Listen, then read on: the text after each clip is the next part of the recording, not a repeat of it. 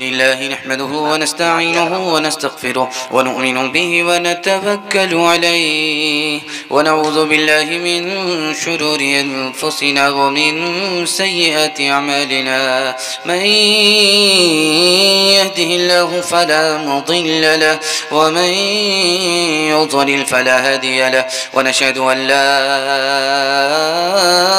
इलाहा इल्लल्लाहु वहदहु ला शरीका लहु व नशहदु अन्न सय्यिदना ونبينا وحبيبنا وشفيعنا وسندنا وإمامنا ومولانا محمدا عبده ورسوله صلى الله عليه وعلى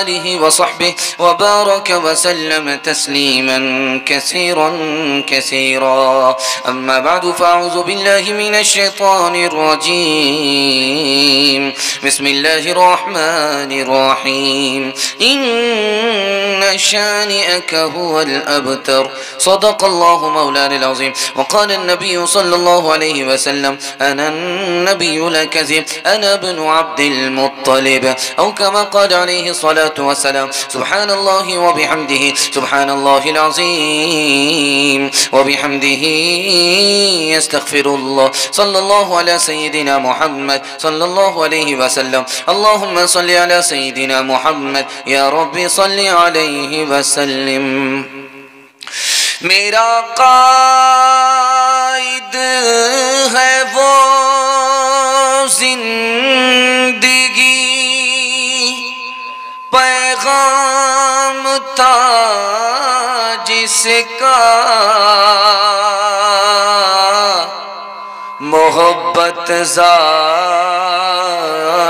थी जिसकी मोहम्मद नाम था जिसका वो रफ्ता रफ्ता जिसने कौम को मंजिल अता कर दी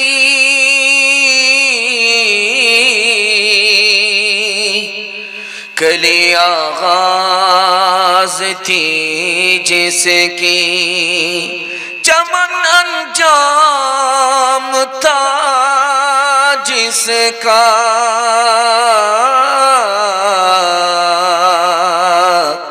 चमन अंजाम था जिसका क़बाओं में पैबंद पत्थर शिकम पर क़बाओं में पैबंद पत्थर शिकम पर कदम के तले ताज किसरा वो कैसे क़बाओं में पैबंद पत्थर शिकम पर कदम के तले ताज किसरा वो कैसे खजाना ने जो वो भी कमतर मयसर मगर हाथ में जोर तस्खीर खैबर कभी अहल ईमान की पहचान ये थी कभी अहल इस्लाम की शान ये थी।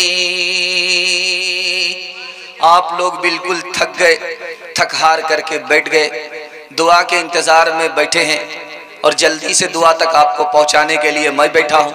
हमारे बैठने को, हमारे सुनाने को, आपके सुनने को अल्लाह बेहद कबूल फरमाए। यहां से लेकर के वहां तक सुनने के लिए तैयार हैं तो खड़े हो जाइए और करीब आ जाइए। अकड़ में पकड़ है,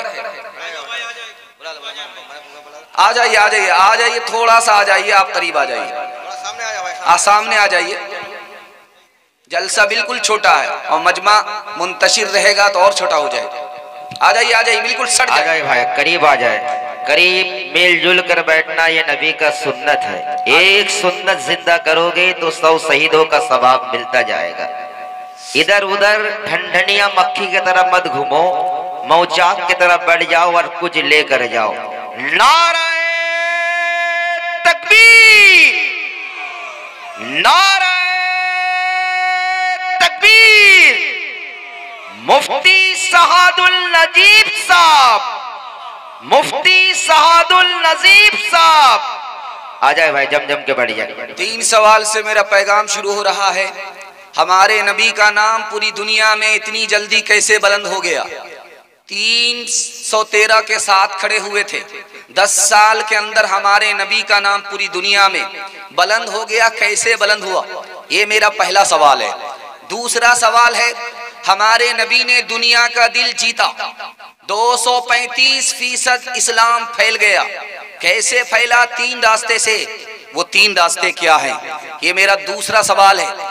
तीसरा सवाल है, हमारे नबी से पहले 3 आदमियों पर सबसे ज्यादा जुल्म होता था। जब नबी की आमद हुई तो सबसे ज्यादा 3 आदमियों पर करम हुआ। वो 3 आदमी कौन हैं? मौका नहीं मिला तो माफ करेंगे, हाथ उठाइए इंशाअल्लाह। और मौका मिला तो बदला लेंगे, माफ नहीं करेंगे, हाथ उठाइए इंशाअल्लाह। ये दे, जरा ध्यान से सुनिएगा, कहाँ हाथ उठाना है, कहाँ हाथ नहीं उठाना है। मैं आपके दिमाग को टटोल रहा हूँ, पंडाल के नीचे है या ससुराल में। ध्यान से सुनिएगा, 3 सवाल से मेरा पैगाम शुरू हो रहा है। 313 के साथ हमारे नबी खड़े हुए, 10 साल के अंदर कोने कोने में हमारे नबी का नाम पहुंच गया। जानते हैं कैसे? दुनिया ने हमारे नबी के खिलाफ हज में आने वालों से प्रोपगंडा करना शुरू किया। जितना प्रोपगंडा किया, अल्लाह ने अपने नबी का नाम उतना बुलंद कर दिया। दूसरा सवाल था, हमारे नबी ने पूरी दुनिया में इस्लाम को फैलाया, 235% इस्लाम फैल गया। 3 रास्ते से। मोहब्बत किया, नफरत नहीं किया। माफ किया, बदला नहीं लिया। मदद किया, ताना नहीं मारा। 3 आदमियों पर जुल्म होता था। औरत पर जुल्म होता था, नौकर चाकर पर जुल्म होता था, यतीम के ऊपर जुल्म होता था। जब हमारे नबी आए तो तीनों पर करम होने लगा, जुल्म खत्म हो गया। औरतों के लिए हमारे नबी ने फरमाया कि औरत मुझे इस तरह पसंद है जैसे मुझे नमाज पसंद है। औरत मुझे इस तरह पसंद है जैसे मुझे खुशबू पसंद है। नमाज से, खुशबू से आंख ठंडी होती है, दिल रोशन होता है। उसी तरह मैं औरत से मोहब्बत करता हूं, नफरत नहीं करता। गुलाम और नौकर चाकर को लोग जूते की ठोकर में रखा करते थे।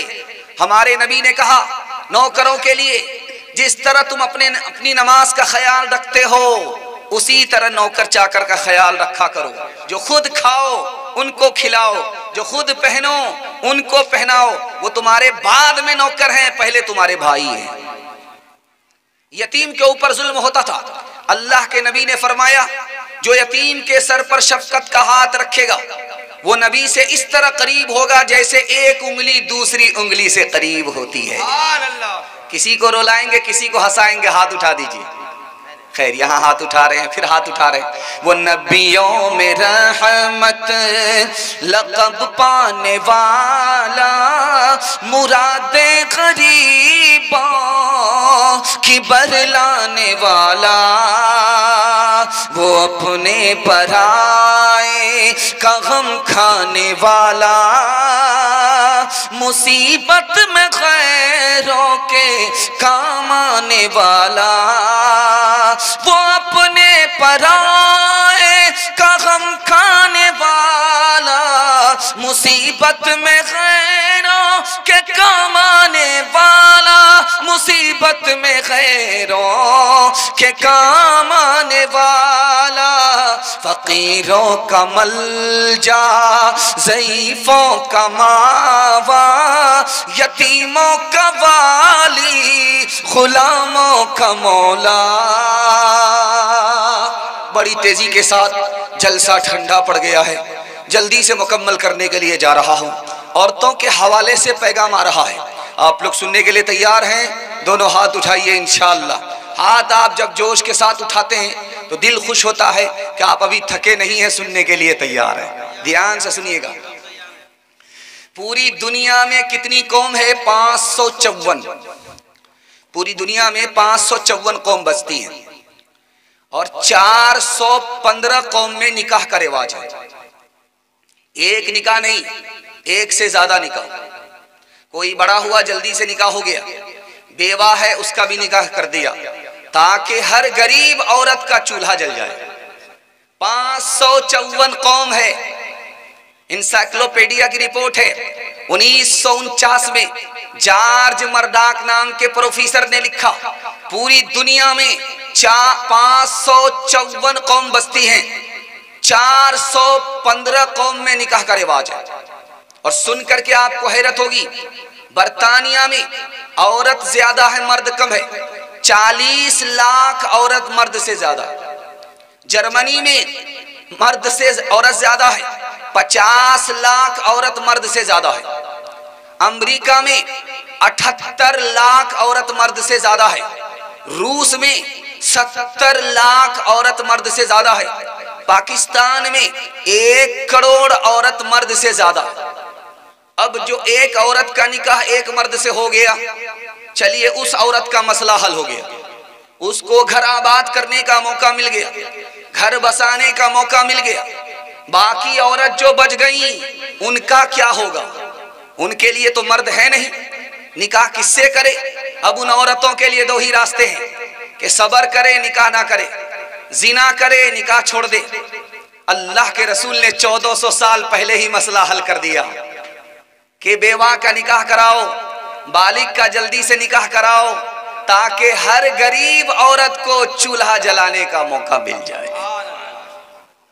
मेरा कायद है वो, मेरा कायद है वो, जिंदगी पैगाम था जिसका, सदाकत जात थी जिसकी, अमानत नाम था जिसका, वो रफ्ता रफ्ता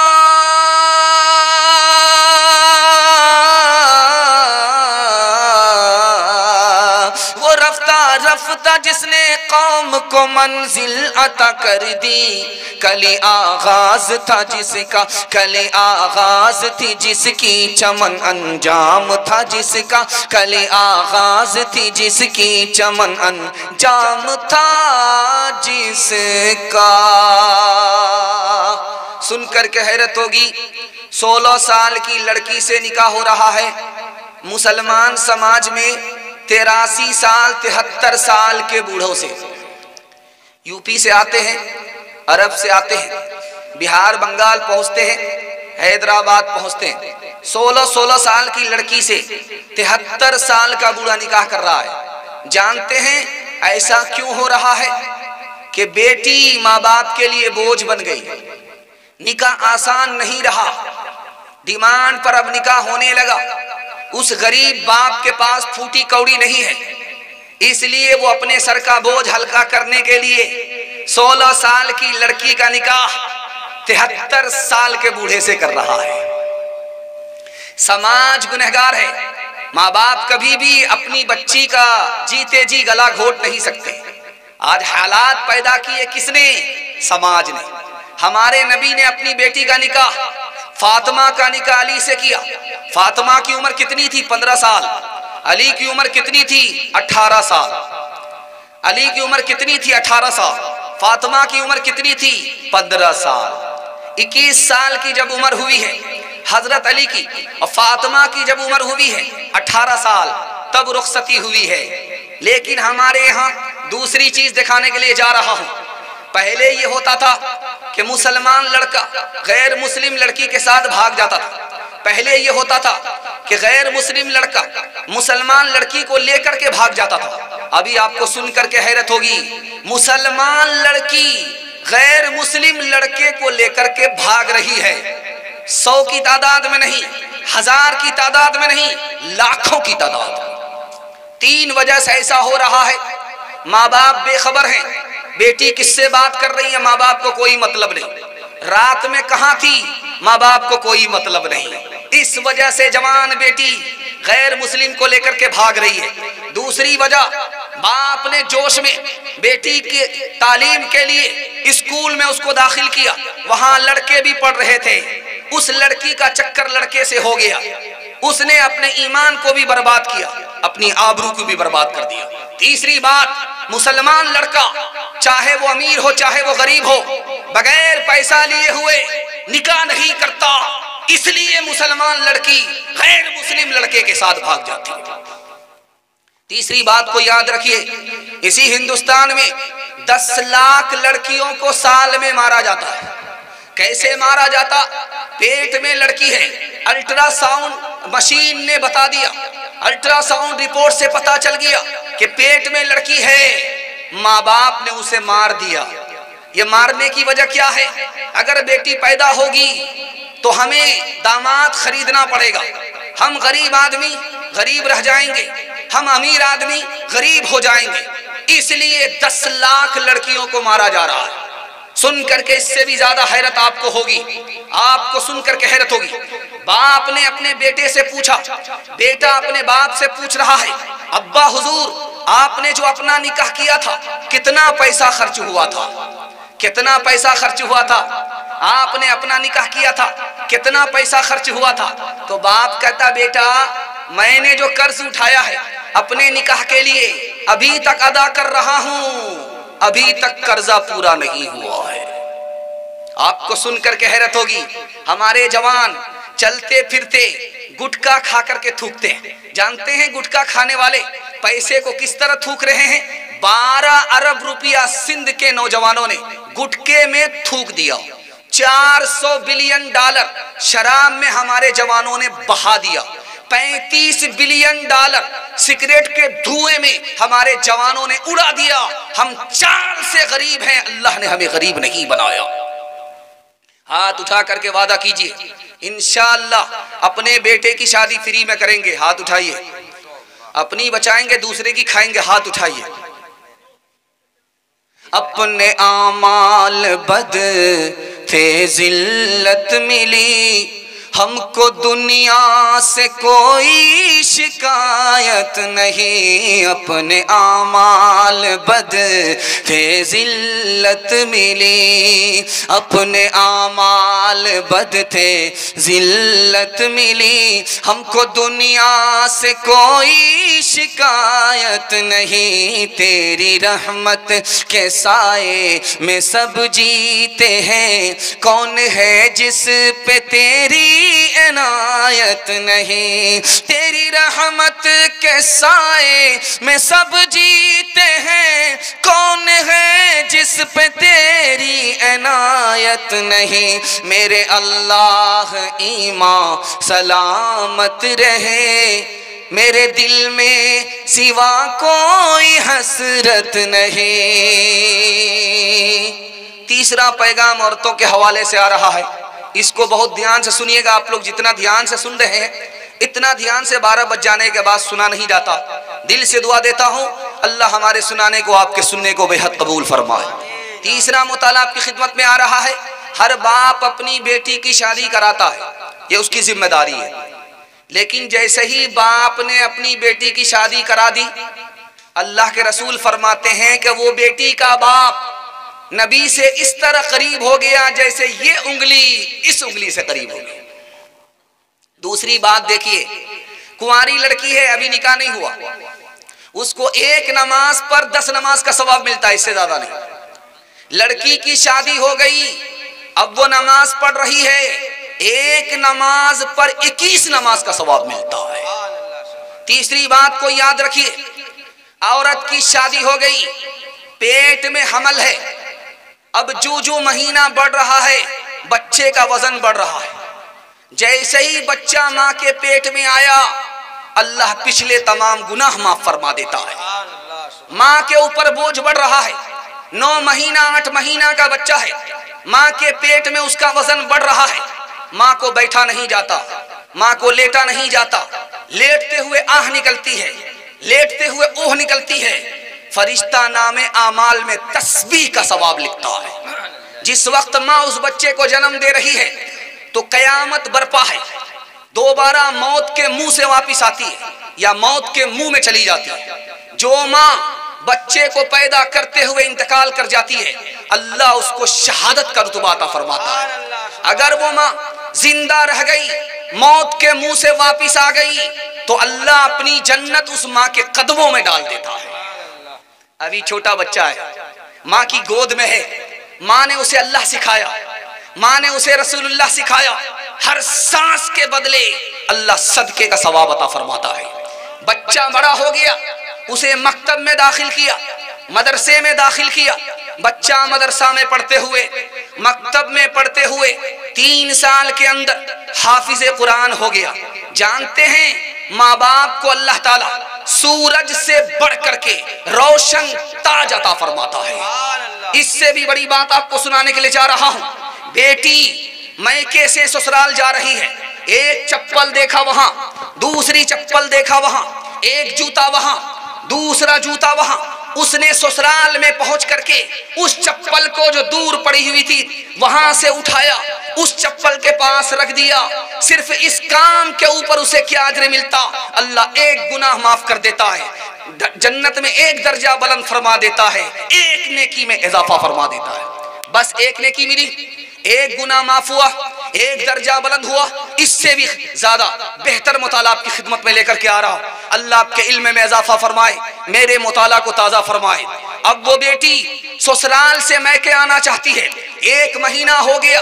अब उसको माँ की याद सता रही है, बाप की याद सता रही है। शौहर घर में नहीं है, फोन लगाती है, शौहर से कहा मुझे अपनी माँ की याद आ रही है, मुझे अपने बाप की याद आ रही है, मैं मैके जाना चाहती हूँ। उधर से शौहर ने इजाजत दे दिया।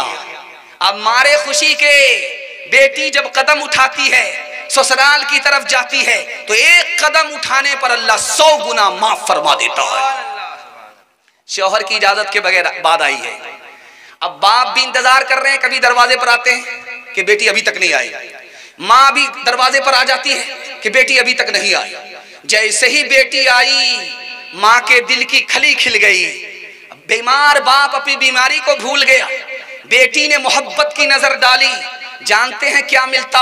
हर नजर पर एक मकबूल हज का सवाब अल्लाह अता फरमाता है। एक मिसाल पर पैगाम खत्म कर रहा हूं। मैं आपको जलसा सुना रहा हूं, आप जलसा सुन रहे हैं। जलसा में बयान भी आ रहा है, कुरान भी आ रहा है, शेरो कलाम भी आ रहा है, लेकिन आपको मजा कौन से काम में आएगा मैं आपको बताने के लिए जा रहा हूं। नमाज पढ़ते हैं आप, मजा नहीं आता। कुरान सुनते हैं आप, मजा नहीं आता। बयान सुनते हैं आप, मजा नहीं आता। एक काम है दुनिया में जिसमें सबसे ज्यादा मजा आता है, अल्लाह के घर जाकर उसके घर का तवाफ करने में जितना मजा आता किसी में मजा नहीं आता। पीठ पर लेकर के अपनी माँ को तवाफ करा रहा है बेटा, अपनी माँ को पीठ पर लेकर के तवाफ करा रहा है। पूछने वाले ने पूछा कि ये कौन है? कहा ये मेरी माँ है। 7 साल से मैं तवाफ करा रहा हूँ, इस ख्याल से करा रहा हूँ कि मेरी माँ ने मुझे बचपन में जो दूध पिलाया, मेरी परवरिश की, मुझे अपने पेट में उठाया, बड़ी तकलीफ से मुझको पैदा किया ताकि उसका हक अदा हो जाए। तो उस बूढ़े ने कहा कि ओ बेटे, तुम समझता है कि माँ को तवाफ करा देंगे, 7 मर्तबा हज करा देंगे, दूध का हक अदा हो जाएगा? अरे तेरी माँ गरीब थी, तू उस वक्त छोटा था, रात में ठंडी थी, तूने पेशाब कर दिया, पाखाना कर दिया। तेरी माँ ने उठ करके पेशाब को धोया, पाखाने को धोया, बिस्तर को धोया, बिस्तर गीला हो गया, दूसरा बिस्तर नहीं था। तुम्हारी माँ उसी कच्चे बिस्तर पर सो गई, तुम्हें अपने सीने पर सुलाया, अभी तो उस एक रात का हक अदा नहीं हुआ है, दूध का हक कहां से अदा होगा? मेरी प्यारी बहन तो बनेगी दुल्हन, खैरो बरकत सरापा तेरी जात हो। दे रहा है ये घर का, दे रहा हूँ मैं तुमको ये दिल से दुआ, तेरे आंगन में खुशियों की बारात हो। हजरत फातिमा की तरह उम्र भर ऐसा किरदार हो तेरा ससुराल में, सास तेरी जमाने से कहती फिरे, सास तेरी जमाने से कहती फिरे, कुछ नहीं चाहिए बस बहू सास हो। ऐ बहन जिंदगी में तू रहना जहां, घर को रखना बना कर के जन्नत नुमा। ऐ बहन जिंदगी में तू रहना जहां, घर को रखना बना करके जन्नत नुमा, शुक्र करना अदा रब के एहसान का, हाथ में तेरे दूल्हे का जब हाथ हो। सुभान अल्लाह, सुभान अल्लाह। सुनिएगा, तेजी से निकल जाएगा, बहुत तेजी से निकलेगा, ध्यान से सुनिएगा। छोटा बच्चा माँ खफा है तो माँ कहती है बेटे से कि बेटा मैं तेरा दूध माफ नहीं करूंगी। तो वो लड़का कहता कि अम्मा तू क्यों खफा हो रही है, तू क्यों मुझे डांट रही है, कौन सा एहसान तेरा है, तूने मुझे डब्बे का दूध पिलाया है, अपना दूध नहीं पिलाया। दूसरी मिसाल आ रही है, ध्यान से सुनिएगा। मैडम आई है मैके से, दूल्हा को बिठा करके समझा रही है, मैं अपना घर छोड़ करके आ रही हूँ, माँ बाप को छोड़ करके आ रही हूँ, खानदान को छोड़ करके आ रही हूँ आपकी खातिर। आप मेरे खातिर अपने माँ बाप को नहीं छोड़ सकते। ये मजनू खड़ा हो गया, माँ बाप को अपने मकान से निकाल करके किराए के मकान में डाल दिया।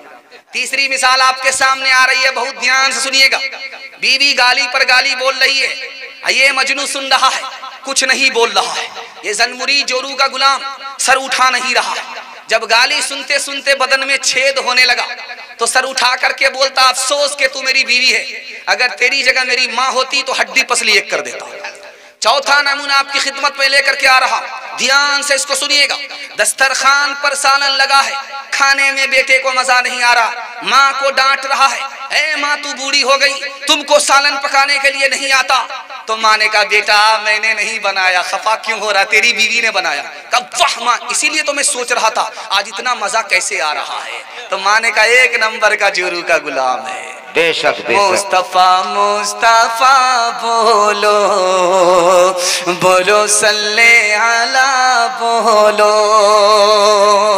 एक दिन नबी ने हल्क़े असहाब में ये लफ्ज दोहराए 3 बार के नाक उसकी कट गई। असहाब पूछते हैं वो बदबख्त कौन है, तौक़ीर जिसकी आपकी नजरों में घट गई। इरशाद यूं हुआ कि वो औलाद ना खलफ, घर जिसके जन्नत आ गई और पलट गई। माँ बाप का बुढ़ापे में जिसको न हो ख्याल, उस नासईद औलाद की किस्मत पलट गई। मुस्तफा मुस्तफा बोलो बोलो सल्ले अला बोलो।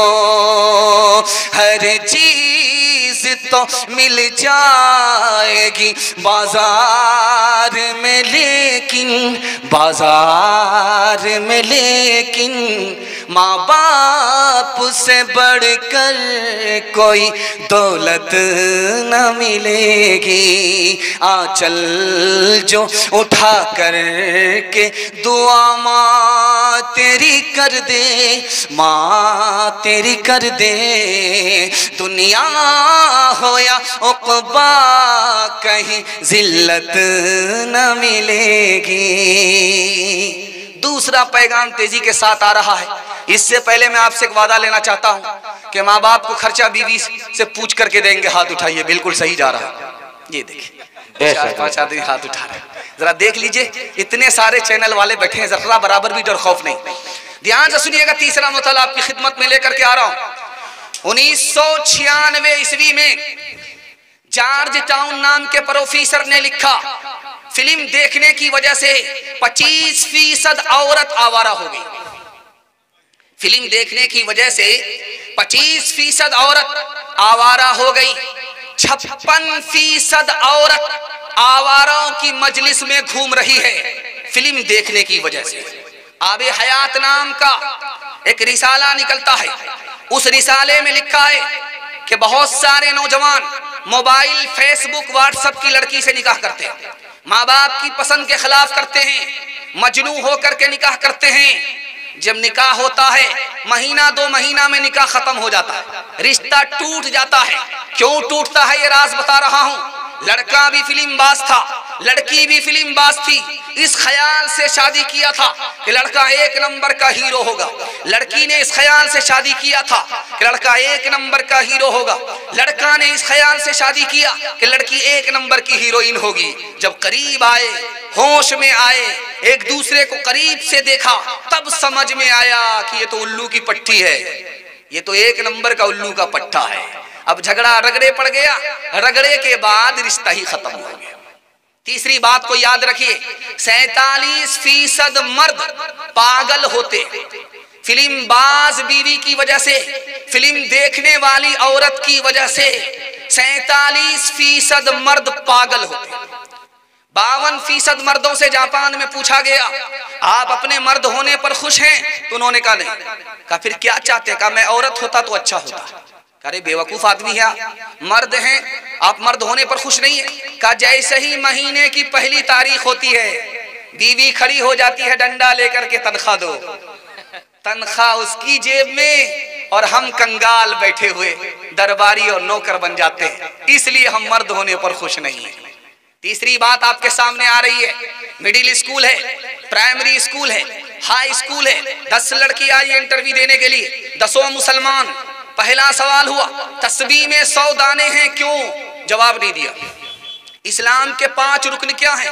किसी के पास जवाब नहीं था। मुसलमानों के 5 मुल्क कौन कौन से हैं? किसी के पास जवाब नहीं था। चौथा सवाल था, हुजूर की नानी का नाम बताओ, हुजूर की दादी का नाम बताओ, किसी के पास जवाब नहीं था। जब आखिरी सवाल पूछा गया, फिल्मी हीरो के 3 नाम बताओ, तो सबने तसल्ली बख्श जवाब दिया।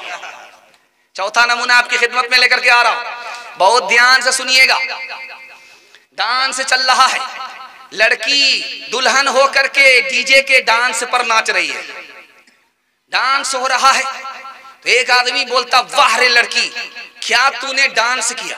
तो बगल का एक आदमी कहता है कि वो लड़की नहीं है, लड़का है। तो ये कहता है कि मैडम गलती हो गई। कहा मैं मैडम नहीं हूं, उसी लड़के का बाप। अल्लाह के रसूल की मजलिस है, सवाल हुआ सबसे अच्छी औरत कौन सी है?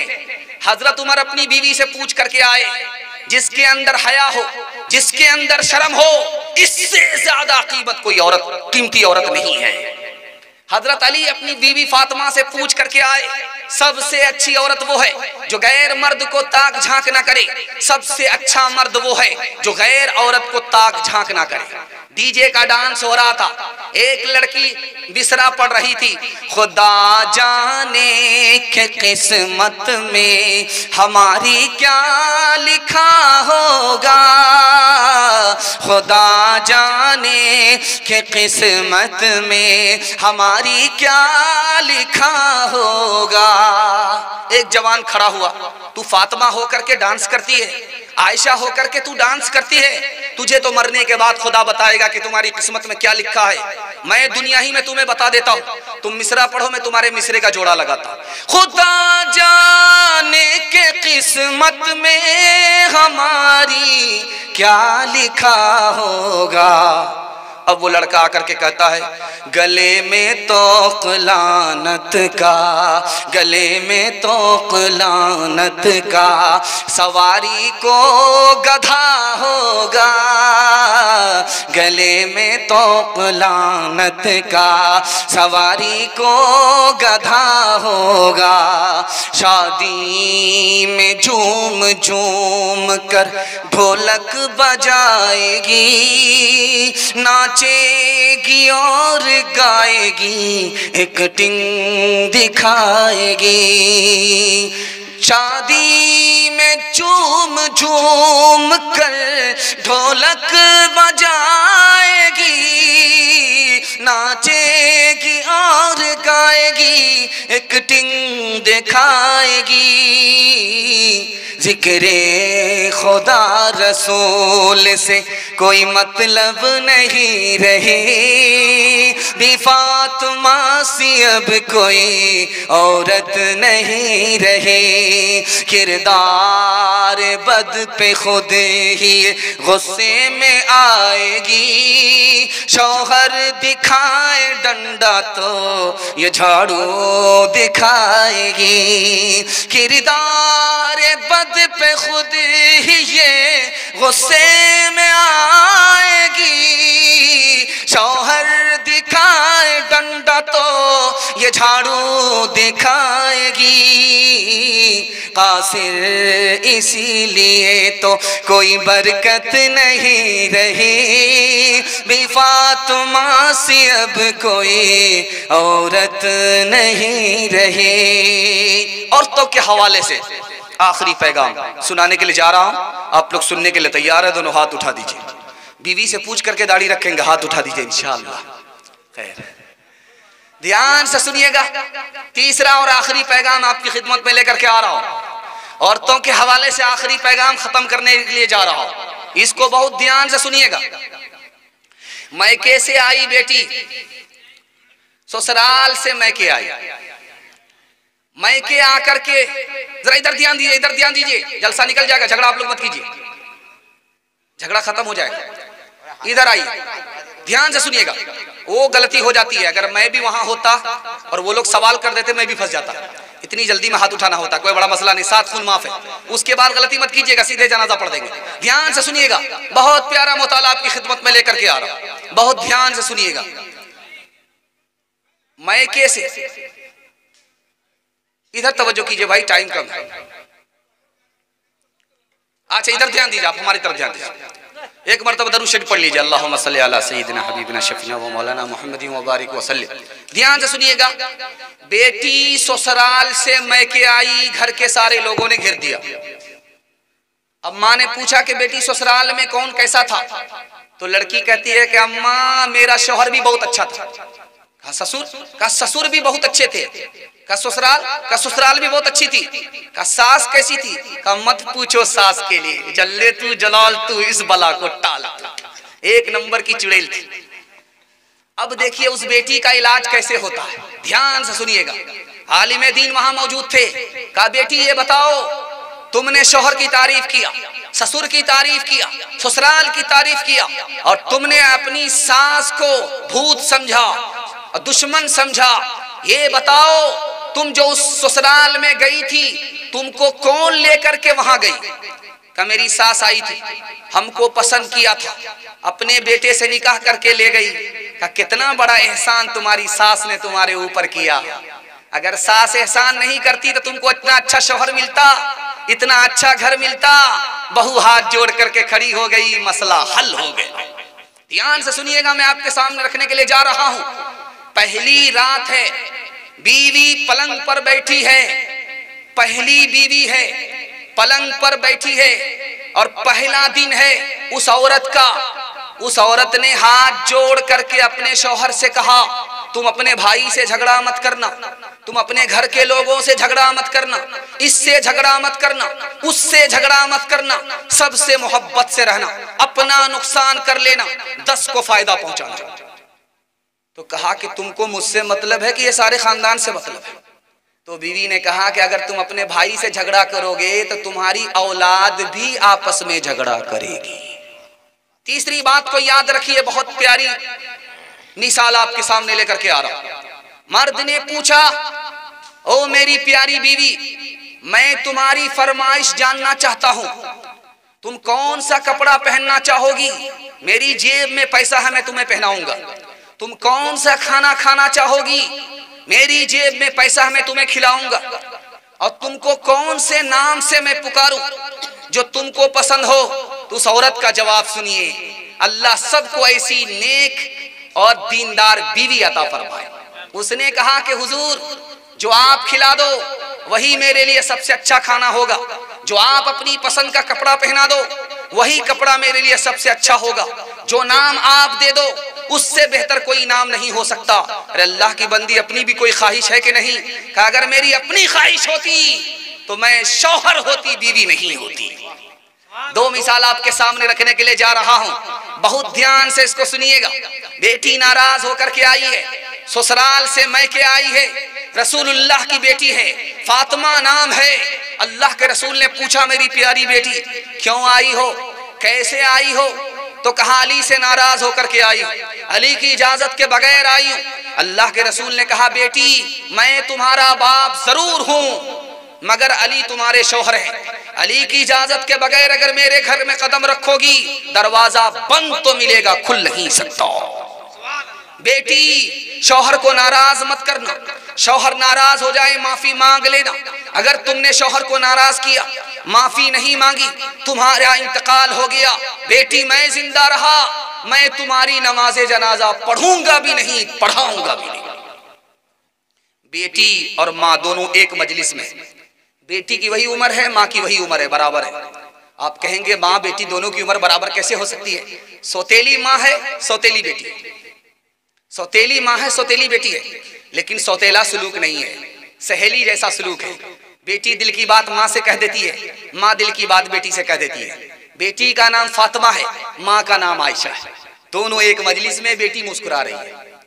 तो माँ ने कहा बेटी बेमौका क्यों मुस्कुरा रही हो, क्यों हंस रही हो? का ख्याल आया। का क्या ख्याल आया? कि मैं रसूलुल्लाह की बेटी हूँ और आप तो अबू बकर की बेटी हो। इस ख्याल से मुस्कुरा रही हूँ। समझ में आ गया कि बेटी सर उठा रही है, फखर कर रही है, अदब भी देना है, हौसला भी देना। कहा बेटी तुमने सच कहा, उसी नबी के सदके में हमें इस्लाम मिला, उसी नबी के सदके में हमें कुरान मिला, लेकिन बेटी मुझे भी हंसी आ रही है। अब बेटी के कान खड़े हुए कि माँ को किस बात पर हंसी आ रही है? कहा बेटी एक वक्त आएगा तेरा इंतकाल होगा, तू भी कब्र में पहुंचेगी। एक वक्त आएगा मेरा इंतकाल होगा, मैं भी कब्र में पहुंचूंगी। बेटी एक वक्त आएगा तुम्हारे हक में फैसला होगा, कब्र से निकल करके तू जन्नत में जाएगी। मेरे हक में फैसला होगा, मैं कब्र से निकल करके जन्नत में जाऊंगी। लेकिन बेटी मुझे हंसी इस बात पर आ रही है कि जब तू जन्नत में जाएगी तेरे हाथ में अली का हाथ होगा। बेटी जब मैं जन्नत में जाऊंगी तो मेरे हाथ में रसूलुल्लाह का हाथ होगा। अल्लाह अल्लाह कितना ऊंचा आयशा का है मकाम, अल्लाह अल्लाह कितना ऊंचा आयशा का है मकाम,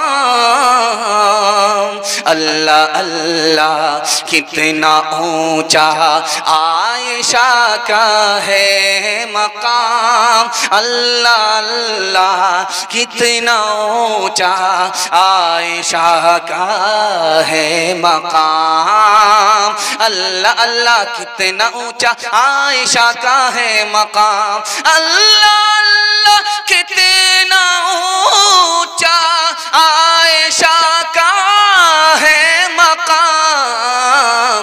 हश्र तक उन्हीं के घर में है मोहम्मद का क़याम, हश्र तक उन्हीं के घर में है मोहम्मद का क़याम। औरतों के हवाले से पैगाम निकल गया। दो पैगाम मुसलमान और जवान के हवाले से दे रहा हूँ। जवान लोग सुनने के लिए तैयार हैं? दोनों हाथ उठा दीजिए इंशाअल्लाह। भूल से बूढ़े लोग हाथ मत उठाइएगा, आप लोग जवान होने वाले नहीं। 20 मरतबा भी दुआ होगी तब भी आप लोग जवान नहीं होंगे। हाँ, सीधे जन्नत में जाकर के जवान होंगे। ध्यान से सुनिएगा, जवानों के हवाले से पैगाम दे रहा हूँ। हजरत उमर ने 10 साल में कितनी जमीन को फतह किया है? 22,51,000 मुरब्बा मील। 22,51,000 मुरब्बा मील जमीन को फतह करने वाले का नाम क्या है? हजरत उमर। उत्तर की तरफ कितनी जमीन फतह किया? 36,000 मुरब्बा मील। दक्षिण की तरफ कितनी जमीन फतह किया? 83,000 मुरब्बा मील। पूरब की तरफ कितनी जमीन फतह किया? 87,000 मुरब्बा मील। पश्चिम की तरफ कौन सी जमीन को फतह किया?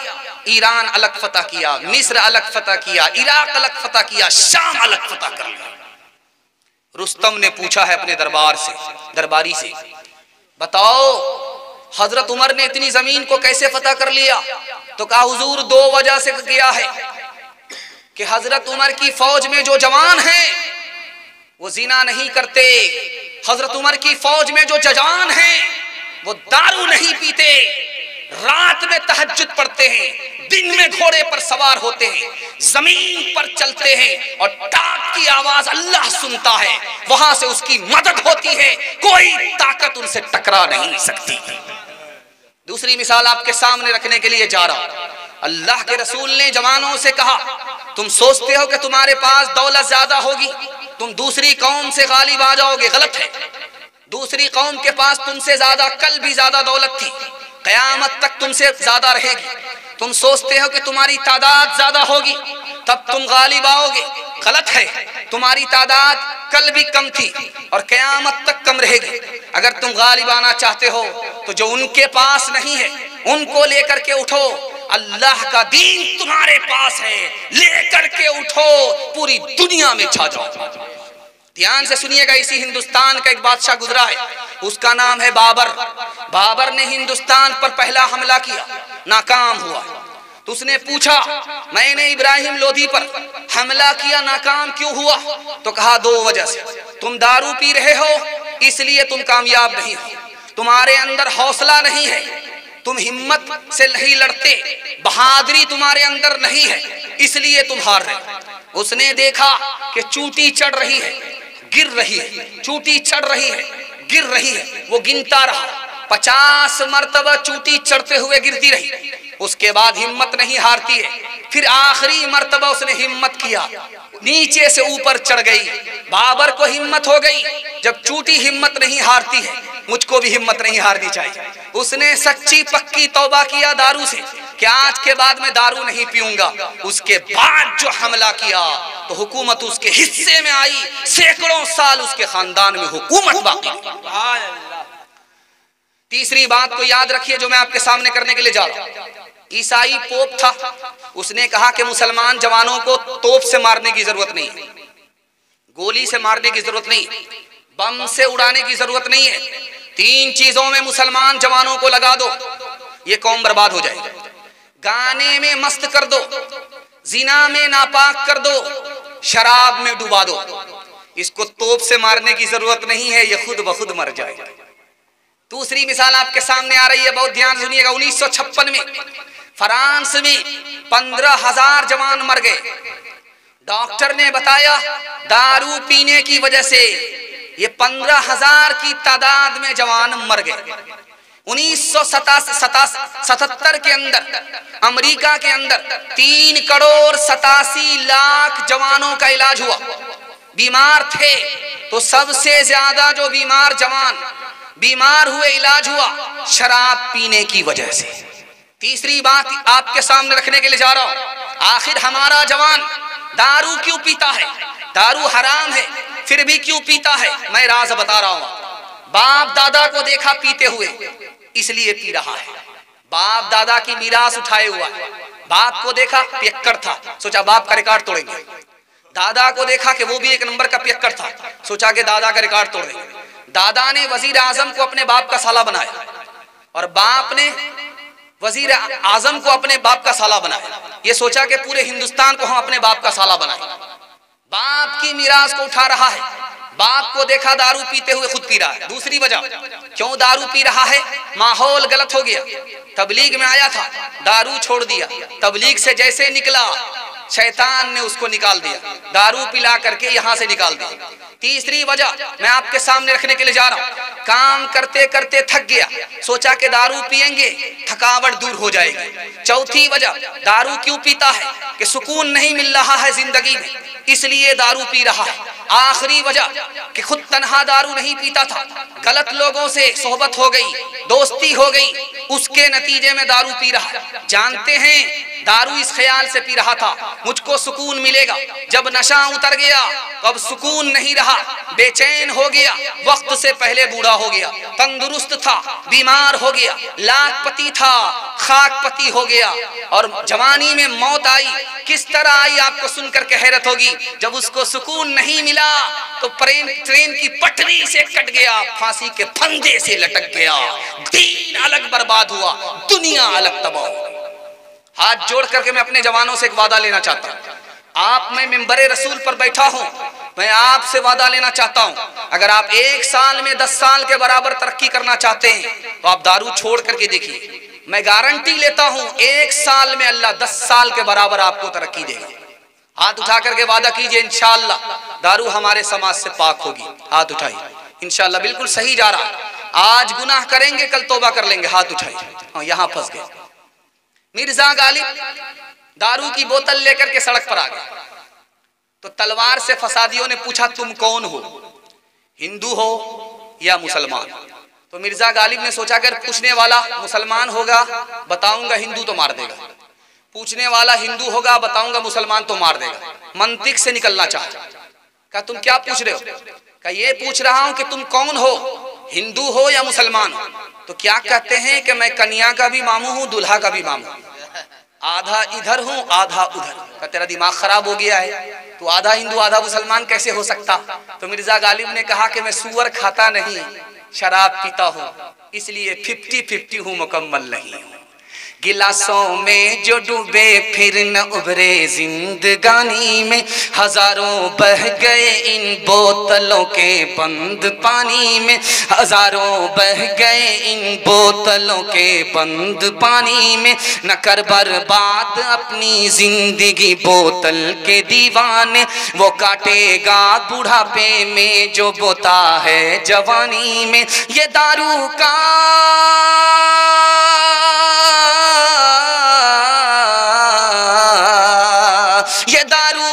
पियाला मौत का कड़वा पियाला है, मिला है जहर शरबत में, मिला है जहर शरबत में, छुपी है आग पानी में, मिला है जहर शरबत में, छुपी है आग पानी में।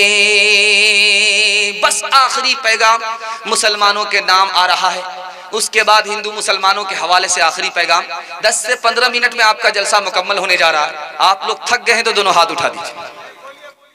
खैर माशाअल्लाह, तैयार हैं, बेदार हैं, डिस ब्रेक लेकर के आप सुन रहे हैं। अल्लाह आपके सुनने को, हमारे सुनाने को बेहद कबूल फरमाए।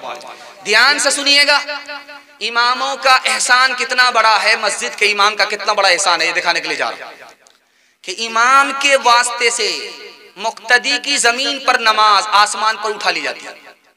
इमाम का इतना बड़ा एहसान है। लेकिन डॉक्टर की फीस नगद है, इमाम की तनख्वाह उधार है। ये इमाम का हाल कर रखा है, कबाड़ा कर रखा है। ध्यान से सुनिएगा, हमारे नबी का कितना बड़ा एहसान कि सितम उठा लिया, दुआ दी, बद्दुआ नहीं फरमाई, वरना हम बर्बाद हो जाते। हमारे बाप दादा भी बर्बाद हो जाते, हम भी बर्बाद हो जाते। बर्बादी से हमारे नबी ने हमें बचाया, लेकिन उस नबी के साथ हमारी नाकदरी का हाल सुनाने के लिए जा रहा हूं। तुर्की की एक मस्जिद में दाढ़ी रखी भी रहती है, पगड़ी रखी भी रहती है, और ये जुब्बा रखा हुआ रहता है, कोट पतलून में इमाम, बिल्कुल चेहरा फुटबॉल का मैदान। वो आता है नमाज पढ़ाने के लिए, वो जो दाढ़ी रखी भी रहती है उसको लगाता है, जुब्बा पहनता है, पगड़ी डालता है। नबी की सुन्नत का जनाजा मुसलमान अगर उठाए तो अल्लाह इस दुनिया में उसको हौसला नहीं दे सकता। तीसरी बात आपके सामने रखने के लिए जा रहा हूं, अल्लाह का कितना बड़ा एहसान कि उसने हमें पैदा किया और हर सांस पर वो अपनी नेमत हमें नवाज रहा है। लेकिन उस खुदा के साथ हमारा सुलूक जानते हैं क्या है?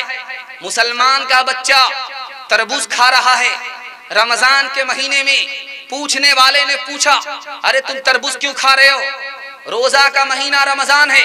वो बच्चा कहता मैं स्कूल में पढ़ता हूँ, मुझे मास्टर साहब ने जनवरी फरवरी तो बताया है, मैं रमजान शाबान जानता नहीं। दादा के साथ पोता आया, दादा अंदर गए, पोता मस्जिद के बाहर खड़ा रह गया। इमाम साहब ने उस बच्चे से पूछा कि तू बालिग है, 12 साल से ज्यादा की तुम्हारी उम्र है, तुम्हारे दादा ने मस्जिद में नमाज पढ़ी, तुम मस्जिद के दरवाजे पर खड़े क्यों रहे? उस बच्चे का जवाब सुनिए कि मेरे दादा ने मेरी मकतब में तालीम नहीं दिलाई, मदरसे की तालीम हमारी नहीं है, हमने स्कूल में पढ़ा, मुझे तो खुदा के बारे ही में शक है, मैं खुदा के लिए क्या नमाज पढ़ूंगा। चौथा नमूना आपकी खिदमत में लेकर के आ रहा हूं, बहुत ध्यान से सुनिएगा। जानते हैं 1861 में कितना कुरान जला है इस हिंदुस्तान में? अंग्रेज ने कितना जलाया है? 3 लाख कुरान के नुस्खे को अंग्रेज ने जला डाला। ये भी कुरान जला है तब हमारा ईमान बाकी रहा है, इस्लाम बाकी रहा है। कुरान का इतना बड़ा एहसान, लेकिन कुरान के साथ हमारा सुलूक। मुसलमान मास्टर बच्चे के बाप को बुला करके कहता है, तुम्हारा बच्चा 2 साल से स्कूल में नहीं आ रहा है, बात क्या है? कहा कि अभी वो मकतब में कुरान पढ़ रहा है, 15 पारे हुए, 2 साल में 15 पारे किए और 15 पारे बाकी हैं। 2 साल में मुकम्मल कर लेगा, उसके बाद स्कूल आएगा, वो मुसलमान मास्टर मुसलमान होकर के क्या कहता है, कुरान के चक्कर में तुम्हारे बच्चे के 2 साल बर्बाद हुए, 15 पारे के चक्कर में रहोगे तो 4 साल बर्बाद हो जाएंगे। 5वां नमूना आपकी खिदमत में आ रहा, मदरसा जिसका ये जलसा हो रहा, इस मदरसे का 4 एहसान हमारे ऊपर है। पूरी दुनिया में कोई ऐसा इदारा नहीं है जो किसी के बच्चे को फ्री में तालीम देता हो। मैं आपके सामने तकरीर कर रहा हूं, अगर आप पूछेंगे कि तुम्हारा कितना पैसा खर्च हुआ मदरसा में पढ़ते हुए, तो मैं कहूंगा 1 पैसा खर्च नहीं हुआ। कौम ने चंदा दिया, मदरसे ने एहसान किया और मुफ्त तालीम लेकर के मैं आपके सामने तकरीर कर रहा हूं। मदरसे का एहसान, मदरसे का एहसान, अगर मदरसा नहीं होता तो निकाह हलाल ही नहीं होता, बच्चा अपने बाप का होता ही नहीं। अगर ये मदरसा नहीं होता तो इस्लाम बाकी नहीं रहता, हम मुसलमान नहीं रहते। अगर ये मदरसा नहीं होता तो हम इंसान नहीं होते बल्कि जानवर से भी बदतर होते। मदरसे का इतना बड़ा एहसान, लेकिन मदरसे के साथ हमारा क्या सलूक है जानते हैं? मुसलमानों के सिर्फ 400 में 4 बच्चे मदरसे में पढ़ने के लिए आते हैं। 100 में 4 बच्चे सिर्फ मदरसे में पढ़ने के लिए आ रहे हैं। मदरसे का 4 एहसान, और कौम के सिर्फ 4 बच्चे मदरसे में पढ़ रहे हैं, उस कौम का क्या हाल होगा? अगर हम बर्बाद हैं तो अपने अमाल की वजह से बर्बाद हैं। 5वां नमूना आपकी खिदमत में लेकर के आ रहा हूं, ध्यान से सुनिएगा। आलिमों ने इस मुल्क की आजादी के लिए कितनी गर्दन कटाई। 1857 में 52,000 आलिमों को फांसी के फंदे पर चढ़ा दिया गया। उस आलिम के साथ हमारा क्या सलूक है जानते हैं? जब आलिम मदरसे में होता है तो हम कहते हैं अरे क्या दीन का काम कर रहा है, तनख्वाह लेकर के काम कर रहा है, कौन सा दीन का काम इससे हो रहा है, बगैर तनख्वाह के तो काम नहीं कर रहा है। मदरसे में रहे तो तनख्वाह का ताना देते, अगर खानकाह में रहे तो कहते हैं कि इसको तो दुनिया से कोई मतलब ही नहीं है, और अगर वो इमाम बन जाए तो सबकी हुकूमत उस पर होती है, रिक्शा चलाने वाला भी उस पर हुकूमत करता है। गुलाम से बदतर बना रखा है इमाम को। और वही इमाम अगर मालदार हो जाए, सियासत में लीडर बन जाए, तो रात दिन चाय की दुकान में उसकी गिबत करते रहते, उस पर उंगली उठा रहते, ताना मारते रहते। सबसे ज्यादा अगर सितम इस दौर में किया जा रहा है तो आलिम के ऊपर किया जा रहा है। मैं आलिम का एहसान दिखाने के लिए जा रहा हूँ, इंशाअल्लाह आलिम की ताजीम करेंगे, अपने बच्चे को मदरसे में भेज करके तालीम दिलाएंगे, मदरसे को ताउन करेंगे। हाथ उठाइए इंशाअल्लाह। कौम का बच्चा मुर्दे पर कुरान पढ़ेगा, अपना बच्चा स्कूल में पढ़ेगा, हाथ उठाइए इंशाअल्लाह। खैर 1-2 आदमी सटपटा करके हाथ उठा दिए, लेकिन बाकी लोग डिस्क ब्रेक मार करके तैयार हो गए। बस आखिरी बात बताने के लिए जा रहा हूं, इसको बहुत ध्यान से सुनिएगा, जो मैं आपके सामने रखने के लिए जा रहा हूं, बहुत ध्यान से सुनिएगा। हिंदुस्तान से जो हवा जाती है मदीना, वो ठंडी होती है। इधर से जो हवा जा रही है, इधर से जो हवा जा रही है, पूरब से पश्चिम जो जा रही है, ये हवा ठंडी होती है। और जो मदीना से हवा हिंदुस्तान आती है वो गर्म होती है, वो पश्चिम से पूरब आती है। जो पूरब से पश्चिम जाती है वो हवा ठंडी, जो पश्चिम से पूरब आती है वो हवा गर्म होती है। यहाँ के पंडित जी थे, उनका नाम था पंडित दयानंद जी। उन्होंने हजरत नानोतवी से पूछा बतौर मजाक के कि जो हवा मदीने से आती है वो गर्म होती है, जो हिंदुस्तान से जाती है मदीना वो ठंडी होती है, इसकी क्या वजह है? दुआ कीजिए उस आलिम की कब्र को अल्लाह नूर से भर दे। उन्होंने कितना प्यारा जवाब दिया, सुना रहा हूं, अल्लाह आपके इल्म में इजाफा फरमाए, मेरे मुताला को ताज़ा फरमाए।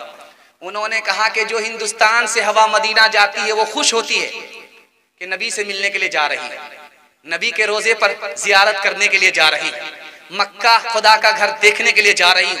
उसकी आंख भी ठंडी होती है, दिल भी खुश होता है, इसलिए ठंडी हो जाती है।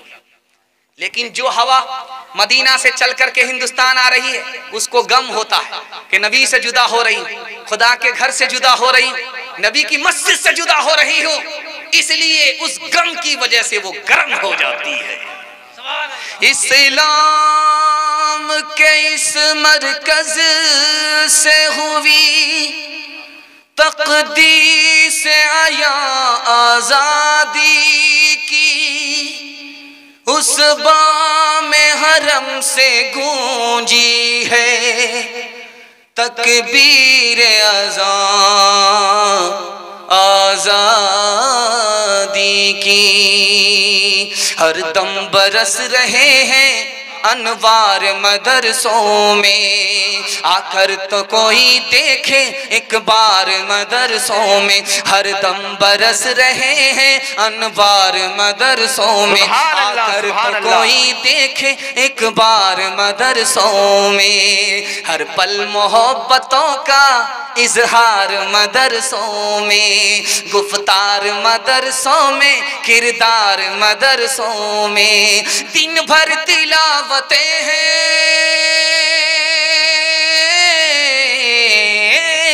दिन भर तिलावतें हैं, शब भर इबादतें हैं।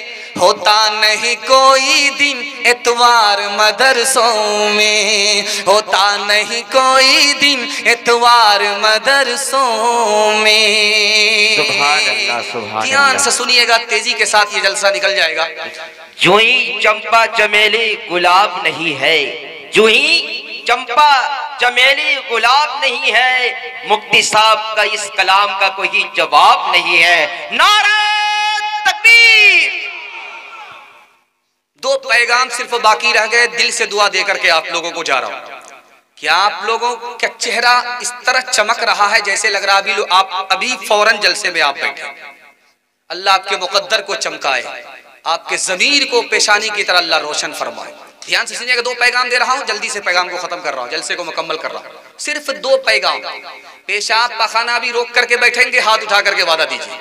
हाँ, यहाँ फंसे, पेशाब लगे निकल जाइएगा वरना जलसा खराब हो जाएगा। ध्यान से सुनिएगा, दो पैगाम आपकी खिदमत में लेकर के आ रहा हूं। औरंगजेब बादशाह नमाज पढ़ते थे, इसी हिंदुस्तान के बादशाह हैं। लाल किला आपने देखा है, लाल किले में एक मस्जिद है, उसका नाम है मोती मस्जिद। लाल किले के अंदर मस्जिद है, उसी मस्जिद में, मोती मस्जिद में औरंगजेब बादशाह नमाज पढ़ रहे हैं। दुआ कीजिए अल्लाह उनकी कब्र को नूर से भर दे। वो बादशाह नमाज पढ़ रहे हैं, बादशाह को आने में देर है, इमाम साहब इंतजार कर रहे हैं। बादशाह आ गए, बादशाह ने पूछा टाइम तो हो गया है, आपने नमाज क्यों नहीं पढ़ाई? कहा कि आपका इंतजार कर रहा था। कहा कि मेरी मस्जिद से निकल जाओ, जो मेरे लिए नमाज पढ़ाएगा वो मेरा इमाम नहीं हो सकता, जो खुदा के लिए नमाज पढ़ाएगा वही मेरा इमाम हो सकता है। दूसरी मिसाल आपके सामने रखने के लिए जा रहा, बहुत ध्यान से सुनिएगा। सिंध का फातेह 17 साल की उम्र में, कौन है? मोहम्मद बिन कासिम। सिंध का फातेह मोहम्मद बिन कासिम है। सिंध को फतह किया और अपने सरकारी खजाने में 3% पैसा रखा है। किसके लिए? मंदिर के लिए। मुसलमान बादशाह अपने सरकारी खजाने में 3% पैसा रखता है। किसके लिए? नए मंदिर के लिए कि तामीर करो, पुराने मंदिर के लिए तो उसको ठीक ठाक करो। दूसरी बात को सुनिएगा, बाबर अपने बेटे को नसीहत कर रहा है कि बेटा, इस हिंदुस्तान में अगर तुम हिंदुओं से दोस्ती चाहते हो तो मंदिर पर कभी आंख मत उठाना। मंदिर पर अगर तुम आंख उठाओगे तो तुम्हारी दोस्ती खत्म हो जाएगी। अगर दुश्मनी को दोस्ती में बदलना चाहते हो तो मंदिर पर निगाह तक मत उठाना। तीसरी मिसाल आपके सामने रखने के लिए जा रहा हूं। इस हिंदुस्तान का टाइगर था, उसका क्या नाम था? टीपू सुल्तान। दुआ कीजिए अल्लाह उनकी कब्र को नूर से भर दे। जानते हैं कि हिंदुओं को कितना मंदिर दिया? 156 मंदिर दिया है टीपू सुल्तान ने। एक मंदिर देने का मतलब है 100 एकड़ जमीन मंदिर को दिया। अब गौर कीजिए, 156 मंदिर को इतनी जमीन दिया, इतनी जागीर दिया। किसने? टीपू सुल्तान ने। दूसरी बात को याद रखिए, कहा जाता है कि औरंगजेब ने मंदिर तोड़ा। अरे अल्लाह के बंदे, मंदिर तोड़ा तो बनाया क्या? मंदिर तोड़ करके मंदिर ही बनाया है, मस्जिद नहीं बनाया है। 1659 से लेकर के 1685 तक में औरंगजेब ने कितना मंदिर दिया है, यह आपको सुनकर के हैरत होगी। महाकाली मंदिर उज्जैन में है, औरंगजेब ने बना करके दिया। बालाजी मंदिर चित्रकूट में है, औरंगजेब ने बना करके दिया।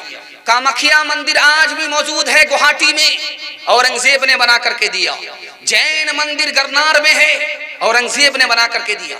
देहरादून में गुरुद्वारा राम राय है, औरंगजेब ने बना करके दिया।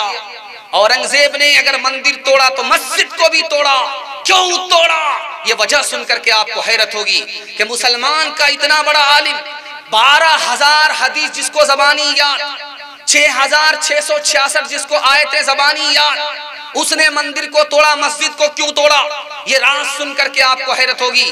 डाकुओं ने मुल्क को लूटा और दौलत को मंदिर में छुपा दिया, दौलत को मस्जिद में छुपा दिया। औरंगजेब ने कहा कि ये दौलत की मंदिर है, दौलत की मस्जिद है, ये खुदा का मंदिर, ईश्वर का घर नहीं हो सकता। ध्यान से सुनिएगा, आखिरी बात आपके सामने रखने के लिए जा रहा हूं। 1439 ईस्वी में जोधपुर में एक मंदिर बना, और जानते हैं वो मंदिर अभी भी मौजूद है। आप उसको देख करके आइए, उसमें मस्जिद का नक्शा, जिस तरह मस्जिद बनती है, मिंबर होता है, सफ लगती है, मीनार होता है, उसी तरह उस मंदिर में आप देखेंगे मस्जिद का नक्शा। अजमेर की जामे मस्जिद को देख करके आइए, उसमें मस्जिद का नक्शा नहीं है, जैन मंदिर का नक्शा है। मुसलमानों ने और हिंदुओं ने मंदिर और मस्जिद पर कभी सियासत नहीं किया था, ये अंग्रेज ने आकर के सिखा दिया। ध्यान से सुनिएगा और अपनी बात मैं आपके सामने रखने के लिए जा रहा हूं। सोमनाथ है गुजरात में, वहां पर मंदिर है, मंदिर के बराबर में छोटी सी मस्जिद है। जानते उस मस्जिद को आबाद किसने किया? मुसलमान ने नहीं, मुरारजी भाई देसाई इस हिंदुस्तान के वजीर आजम थे, मंदिर के ट्रस्टी थे। देखा कि मंदिर तो आबाद है, अल्लाह का घर वीरान है, मस्जिद वीरान है। मुसलमानों से हाथ जोड़ करके कहा, मुझे एक इमाम दे दो, मुझे एक मौज़िन दे दो, मैं अपनी जेब से उन्हें तनख्वाह दूंगा। मैं नहीं चाहता कि इस हिंदुस्तान में जिसमें हिंदू मुसलमान दोनों एक साथ जीते हैं, मंदिर तो आबाद हो और मस्जिद वीरान हो जाए। आखिरी बात आपको बताने के लिए जा रहा हूं, बहुत ध्यान से इसको सुनिएगा। आपने सुना कि बाबरी मस्जिद को तोड़ दिया गया, राम मंदिर वहां नहीं था, राम वहां पैदा नहीं हुआ, मस्जिद वहां थी, मस्जिद को तोड़ दिया राम के नाम पर। तो अक्षय ब्रह्मचारी कहते हैं, तुम जानते हो कि राम कौन सी हस्ती का नाम है? पता है, राम उस हस्ती का नाम है जिसने अपने भाई के लिए राजपाट छोड़ दिया था। तुम राम मंदिर के साथ मंदिर को जोड़ रहे हो, तो क्या मुसलमान अपने छोटे भाई के लिए तुम मस्जिद नहीं छोड़ सकते? तो फिर राम को सियासत में क्यों खड़ा कर रहे हो? सियासत के नाम पर राम को बदनाम कर रहे हो, उससे ज्यादा कुछ नहीं कर रहे। काम करुद और लोभ कमारा, जगत न आया रास। जब जब राम ने सितम लिया, तब तब पाया बनवास। छोड़ के अपने महल तो महले, जंगल जंगल फिरना, औरों के सुख चैन की खातिर हर संकट में घिरना। है यही राम के लेख की रेखा, आ गया अब विश्वास। जब जब राम ने सितम लिया, तब तब पाया बनवास। आखिरी मुताला 5 मिनट में निकल जाएगा, आपका जलसा मुकम्मल हो जाएगा। ध्यान से सुनने के लिए तैयार है? जोश के साथ दोनों हाथ उठा दीजिए इंशाअल्लाह। मुंह देख करके माफ करेंगे, हाथ उठाइए इंशाअल्लाह। आंख बंद करके बदला लेंगे, हाथ उठाइए इंशाअल्लाह। यहां फंस गए। इंसान की औलाद है, इंसान बनेगा। मालिक ने हर इंसान को इंसान बनाया, हमने उसे हैवान और शैतान बनाया। कुदरत ने तो बख्शी थी हमें एक ही धरती, हमने कहीं भारत कहीं ईरान बनाया। जो तोड़ दे हर बंद वो तूफान बनेगा। इंसान की औलाद है, इंसान बनेगा। नफरत जो सिखाए वो धर्म तेरा नहीं है, इंसान को जो रोंदे वो कदम तेरा नहीं है। कुरान ना हो जिसमें वो कागज नहीं तेरा, गीता ना हो जिसमें वो कलम तेरा नहीं है। तू अमन का और सुलह का अरमान बनेगा। इंसान की औलाद है, इंसान बनेगा। अच्छा है अभी तक तेरा कुछ नाम नहीं है, तुझको किसी मसलक से कोई काम नहीं है। जिस इल्म ने इंसानों को तकसीम किया है, उस इल्म का तुझ पर कोई इल्जाम नहीं है। तू बदले हुए वक्त की पहचान बनेगा, इंसान की औलाद है इंसान बनेगा। बस 2-3 मिनट में जलसा आपका मुकम्मल हो रहा। आपको मुबारकबादी दे रहा हूं कि अल्लाह आपकी हर मुश्किल को आसान फरमाए। ध्यान से सुनिएगा, जल्दी से निकल रहा है। हाँ, वो 10 मिनट में चला जाएगा, लेकिन उससे ज्यादा बढ़ेगा तो मेरा ही पंक्चर हो जाएगा। ध्यान से सुनिएगा, बिल्कुल आखिरी मुताला आपकी खिदमत में लेकर के आ रहा हूं। आप देखेंगे कि जब छप्पर पर कौवा बोलता है तो औरतों को देखेंगे वो कहती हैं कि पूरब की तरफ से बोला है, लगता है कि दामाद आएगा। अगर पश्चिम की तरफ से बोला तो क्या कहती है, लगता है कि समधी आएगा, आज मुर्गा चाट करके चला जाएगा। इंसाफ से बताइए कि बाजार में 100 कौवे बोलते, कितने दामाद वहां आते, कितने समधी वहां आते। असल में ये चीज मशहूर कहां से हुई ये दिखाने के लिए जा रहा हूं। हिंदुओं के घर की चीज मुसलमान के घर में मशहूर हुई है। आपको सुनकर के हैरत होगी, हिंदुओं से मुसलमान का इतना मजबूत भाईचारा था, वहां की बात यहां आ गई और इतनी मशहूर हो गई कि वहां तो खत्म होगी, यहां से खत्म नहीं हो रही है। कागा आए मुडेर पर भेजे कौन संदेश, कागा आए मुडेर पर भेजे कौन संदेश। भैया के संग इस बरस, भैया के संग इस बरस भाभी गई विदेश, भाभी गई विदेश। एक बात याद रखिएगा, जब आदमी मोटरसाइकिल से चलता है, कुत्ता पास होता है 100 मरतबा, वो उल्लू का पट्टा केले का छिलका हो जाता है कट करके, कोई मसला नहीं। बिल्ली जैसे ही रास्ता पास करती है पेशाब रुक जाता है, सीधे डिस्क ब्रेक मार रहा है। लाइट को ऑफ करके 20 बार इधर दम कर रहा, 20 बार इधर दम कर रहा। क्यों? आगे खतरा होगा। अरे अल्लाह के बंदे, कसूर तुम्हारा है, इल्जाम तुम बिल्ली पर डाल रहे। आगे अगर खतरा होगा तो तुम्हारे गुनाह की वजह से होगा, अगर वो खतरा कटेगा तो तुम्हारे सदके की वजह से कटेगा। कसूर अपना है, इल्जाम बिल्ली को डालना। और ये किसकी बात है? गैर मुस्लिमों की बात है, मुसलमान के घर में मशहूर हो गई है। दिखाने के लिए जा रहा हूं। घर की जली बन में गई, बन में लागी आग। घर की जली बन में गई, बन में लागी आग। बन बेचारा क्या करे, बन बेचारा क्या करे, जो है हमारे भाग, जो है हमारे भाग। मैं कुर्सी पर बैठा हूं, आप नीचे हैं। इसी तरह एक बादशाह कुर्सी पर बैठ करके कह रहा था कि मेरी हथेली में बाल क्यों नहीं है? तो सीधा वजीर खड़ा हुआ, कहा हुजूर आपकी हथेली में इसलिए बाल नहीं है कि आपका देते देते घिस गया। आप पैसा लोगों को देते हैं, सखावत करते, सखावत से घिस गया। क्या बेवकूफ मत बनाओ, तुम्हारी हथेली में भी तो बाल नहीं है। कहा हुजूर मेरा लेते लेते घिस गया। क्या उल्लू का पट्टा नहीं हूं मैं? रात के अंधेरे में सारे उजाले को मैं जानता हूं। इतना सारा मजमा जो बैठा हुआ उनके हाथ में कैसे बाल नहीं है? कहा हुजूर इन लोगों का मारे अफसोस के लेते, मारे अफसोस के हाथ मलते मलते घिस गया। रात में जब कुत्ता बोलेगा तो बहुत सारे लोग ये ख्याल करते हैं कि किसी चौधरी का विकेट गिरने वाला। जल्ले तू जलाल तू इस बला को टाल तू। जो चौधरी पुठी कौड़ी किसी को नहीं देता है, अल्लाह करे ये बला टल जाए। ऐसा नहीं है। कुत्ता जो बोलता है वो बला को देख देता है आसमान से उतरते।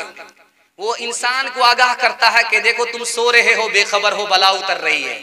जब वो उतर जाएगी तो तुम भी हलाक होगे, तुम्हारे साथ हम भी बर्बाद हो। इस वजह से कुत्ता रोता है। 8 गांव के चौधरी, 12 गांव के राव। 8 गांव के चौधरी, 12 गांव के राव। अपने काम ना आओ तो, अपने काम ना आओ तो ऐसी तैसी में जाओ, ऐसी तैसी में जाओ। बड़ा हुआ तो क्या हुआ, जैसे पेड़ खजूर, पंछी को छाया नहीं, पंछी को छाया नहीं, फल लागे अति दूर, फल लागे अति दूर। अमीर खुसरू को याद कर लेते हैं चलते चलते। मुसलमान होकर के हिंदी शायर हैं, मुसलमानों ने हिंदी जबान से मोहब्बत की है, नफरत नहीं किया है। ध्यान से इसको सुनिएगा, तेजी के साथ निकल जाएगा। अमीर खुसरू ने पहला सवाल उठाया, ये बताओ कि पान की दुकान में तुम वो चीज खाते हो, कौन सी चीज है कि ऊपर से एक रंग है अंदर से चित्तीदार है। दूसरा सवाल उठाया अमीर खुसरू ने, बताओ वह कौन सा परिंदा है जो हवाओं में उड़ता है, ऊपर से वो साधु है अंदर से डकैत है, राक्षस है। तीसरा सवाल अमीर खुसरू ने उठाया कि बताओ वो कौन सी जगह है जहां आग ने पानी को घेरा, पानी ने आग को घेरा, बीच में से धुआं पास हो गया।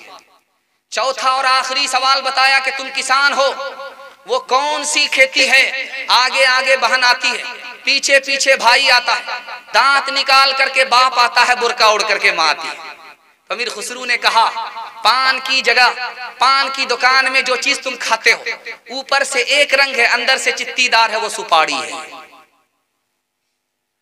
ऊपर से एक रंग है और अंदर से चित्तीदार है। आप देखेंगे सुपारी के रंग को, ऊपर से एक रंग है और अंदर से चित्तीदार है। ऊपर से एक रंग है भीतर चित्तीदार, सौ प्यारी बातें करे फिक्र अनोखी नार, फिक्र अनोखी नार। वो परिंदा जो हवाओं में उड़ता है, ऊपर से साधु है अंदर से डकैत और राक्षस है, वो बोगला है। देखेंगे ऊपर से कितना साफ सुथरा है, उजला दूध है, लेकिन तालाब के एक एक मछली को उठा करके तालाब को सूना कर देता है, इतना बड़ा डकैत है। उज्जवल वरन अधीन तन एक चित दो ध्यान, देखत में तो साधु है, देखत में तो साधु है, पर निपट पार की खान, पर निपट पार की खान। आग ने जिस जगह पानी को घेरा, पानी ने जिस जगह आग को घेरा, बीच में से धुआं पास हो गया, वो हुक्के में होता है। हुक्के में देखिएगा कटोरी में पानी है और वहीं पर आग है, गटर गटर गटर गटर कर करके पाइप के जरिए से धुआं पास हो गया। आग वहीं फंसी रह गई, पानी वहीं फंसा हुआ रह गया। अग्नि कुंड में घिर गया, जल में किया निकास, पर्दे पर्दे आवना अपने पिया के पास, अपने पिया के पास। आखिरी कलाम सुना रहा हूँ, पैगाम को खत्म कर रहा हूँ। दुआ कीजिए अमीर खुसरू के लिए, अल्लाह उनकी कब्र को नूर से भर दे, बाल बाल उनकी मग़फ़िरत फरमाए। जा रहे थे, 4 लड़की पानी भर रही थी कुआं से, तो अमीर खुसरू ने कहा बेटी पानी पिला दो, प्यास लगी है पानी पिला दो। कहा कि आप शायर आदमी हैं, आपको फ्री में पानी नहीं पिलाएंगे, आप शेर पढ़िए तब आपको पानी पिलाएंगे। तो कहा फरमाइश बताओ। कहा मेरी फरमाइश ये है कि मुझे खीर खाना पसंद है, खीर पर मिश्रा कह दीजिए। दूसरी लड़की ने अपनी फरमाइश बताई कि मेरी माँ चरखा चलाती है, कपड़ा बुनती है, चरखा पर मिश्रा कह दीजिए। तीसरी लड़की ने कहा कि मेरे घर में कुत्ता है, रात भर झांकता है, घर की हिफाजत करता, कुत्ते पर मिश्रा कह दीजिए। चौथी लड़की ने कहा कि मेरा बाप मुहर्रम में ऐसा ढोल बजाता है कि दोनों तरफ से फट जाता है, ढोल पर मिसरा कह दीजिए। चारों लड़की की फरमाइश को अमीर खुसरू ने 2 मिसरे में पेश किया। खीर पकाई जतन से चरखा दिया जलाए, खीर पकाई जतन से चरखा दिया जलाए, आया कुत्ता खा गया, आया कुत्ता खा गया, बैठ के ढोल बजा ला पानी पिला। कोई हिंदू हो के मुस्लिम सभी एक डगर के राही, ये वतन ही अपना धन है, इसी के हैं हम सिपाही, ये वतन ही अपना धन है। कोई हिंदू हो के मुस्लिम सभी एक डगर करके राही, ये वतन ही अपना धन है, इसके हैं हम सिपाही। रहे साथ साथ जब तक तो बरस रहा था सोना, जहां हम अलग हुए हैं वहीं आ गई तबाही, जहां हम अलग हुए हैं। 3 काम कीजिए, 3 काम छोड़ दीजिए, जिंदगी भर के लिए जलसा कामयाब हो जाएगा। आपके घर में 3 वजह से आफत आती है। गुनाह करेंगे आफत आएगी, हराम कमाएंगे आफत आएगी, गलत माहौल में रहेंगे आफत आएगी। मैं गारंटी लेकर के जाता हूं, आप तीनों से तौबा कीजिए, आपके घर में कभी आफत नहीं आएगी। हाथ उठा करके वादा कीजिए, गुनाह नहीं करेंगे इंशाल्लाह, गलत नहीं कमाएंगे, गलत माहौल में नहीं जाएंगे। 3 वादा दीजिए, अल्लाह जिंदगी भर के लिए आपको कामयाब कर देगा। अल्लाह की इबादत करेंगे, हाथ उठाइए इंशाल्लाह। रसूलुल्लाह की इताअत करेंगे, हाथ उठाइए इंशाल्लाह। मखलूक की खिदमत करेंगे इंशाल्लाह, हाथ उठाइए। रबीउल अव्वल में अपने नबी को, रमजान में अपने खुदा को, मुर्दे पर कुरान को याद रखेंगे, हाथ उठाइए इंशाल्लाह। हाँ, यहाँ फंस गए। न किताबों से नवाजों से नजर से पैदा, दीन होता है बुजुर्गों की नजर से पैदा। नहीं सीखा इन्होंने दीन रहकर शेख के घर में, पले कॉलेज के चक्कर में मरे साहब के दफ्तर में, थे केक के चक्कर में थे रोटी भी गई, बड़ी शेख की ताक में थे तो छोटी भी गई, न मानी बात वाइस की, थे पतलून के चक्कर में तो लंगोटी भी गई। वाखिर दावाना अनिल हम्दुलिल्लाहि रब्बिल आलमीन।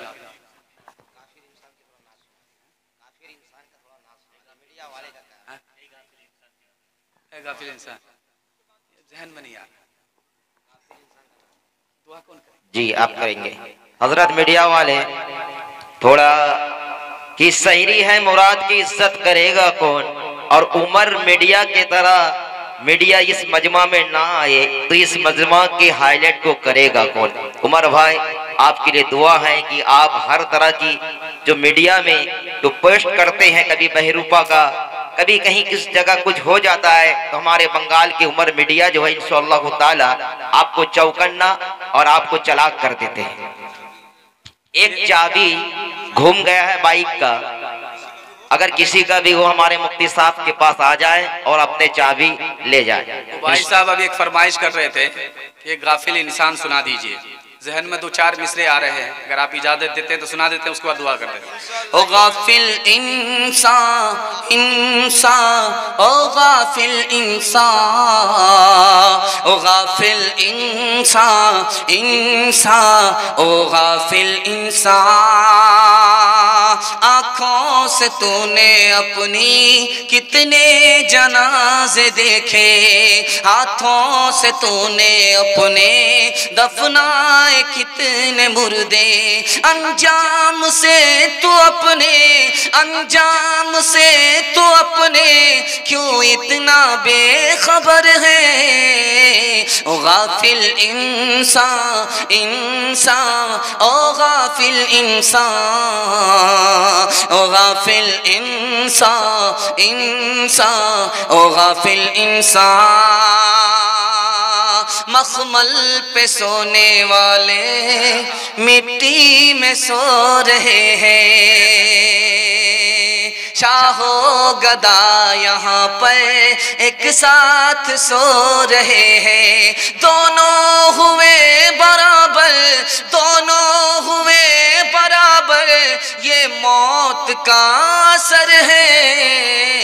ओ गाफिल इंसान इंसान, ओ गाफिल इंसान, ओ गाफिल इंसान इंसान, ओ गाफिल इंसान। इंशाअल्लाह मौत से पहले मौत की तैयारी करेंगे, हाथ उठाइए इंशाअल्लाह, दुआ कर लीजिए। हो गया, मदरसे के लिए हो गया।